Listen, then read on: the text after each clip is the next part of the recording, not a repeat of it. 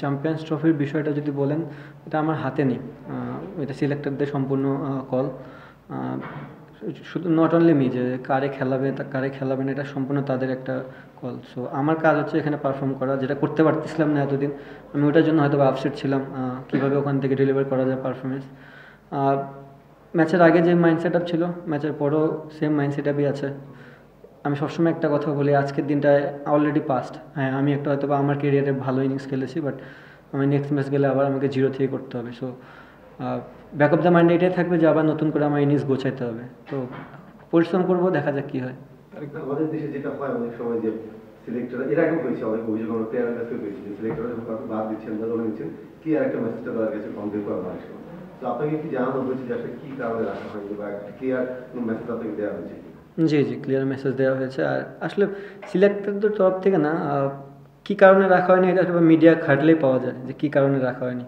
So আপনি যদি দেখেন যে কী কারণে আমি বাদ পড়েছি, আমার পারফরমেন্স ছিল না, আপনারাই নিউজ করেছেন। সো এটা এটা ওপেন, এটা না জানানোর কিছু নেই। সো এটা বেসিক জিনিস, নর্মাল।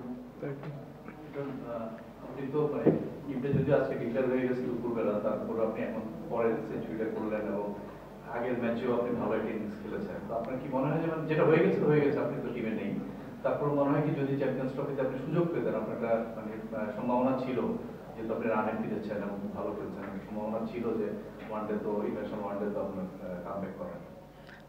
দেখেন ভাই, এটা এখন খুবই ডিফিকাল্ট বলা। আমি ওনাকে অ্যান্সার দিয়েছি যে এটা কল সম্পূর্ণ সিলেক্টরে। ওনারা মনে করেছে এই মুহূর্তে আমি টিমে ফিট হচ্ছি না, সো টিমে নেই।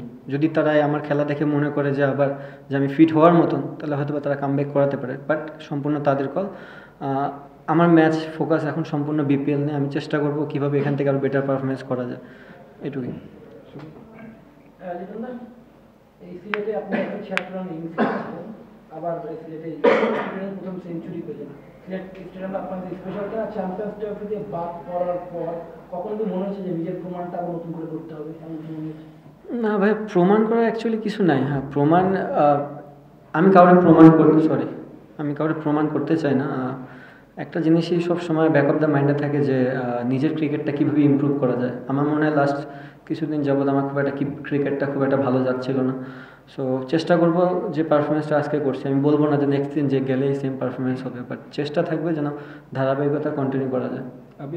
আর সিলেটের যেটা কথা বললেন, মাঠ দেখেন, চিটাগাংয়েও আমি রান করেছি অনেক। জিনিসটা তেমন না, যখন যে ব্যাটসম্যান ওই দিন ভালো বল দেখে, ভালো ফিল করে, সে সব মাঠে একই রকম লাগে তার কাছে।